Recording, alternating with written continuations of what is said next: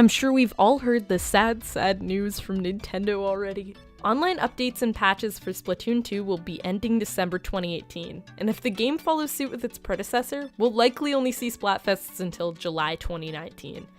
And as of the day I'm posting this, the final map Skipper Pavilion has already been released. I'm sure we all had the same reaction. Why, Nintendo? Why? After all, Splatoon 2 is one of the best-selling games on the Switch as of yet, selling over 6.76 million units worldwide in less than a year after its initial release. So why would they discontinue their nearly monthly updates to the game? Is Splatoon 2 now destined for the dead online games graveyard that ARMS has been buried in? And today, I'm here to answer those questions for you guys. First and foremost, despite updates to online being ended for Splatoon 2, this does not mean the game will die.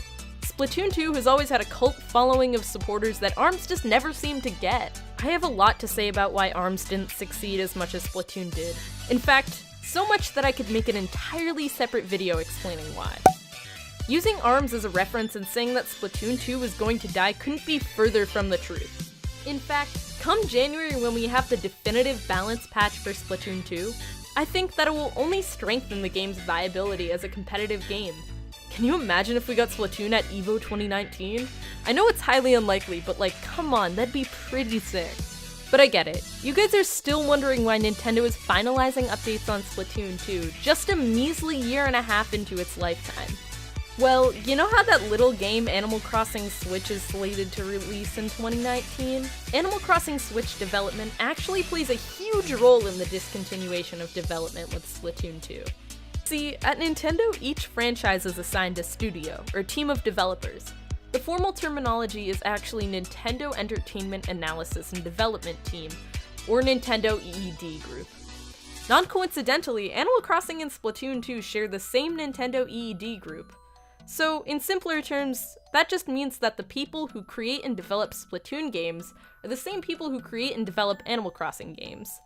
That said, it makes sense that they'd want to take one of their top games off of their plate for a bit so that they can focus on making the Switch edition of Animal Crossing live up to the highly successful sales standards set by its predecessor New Leaf, which sold 11.78 million units.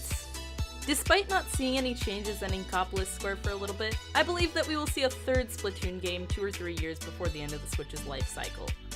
In the meantime, let's all take a train into the middle of the woods where a raccoon man whose name rhymes with Babajuk will undoubtedly force us into debt with him. Anyway, those are all my thoughts on why Splatoon's updates are being discontinued. Also, today's video was pretty different from the type of content I usually do, so please let me know down in the comments down below what you thought of it and if you'd like more videos like this. And as always, remember to stay hydrated.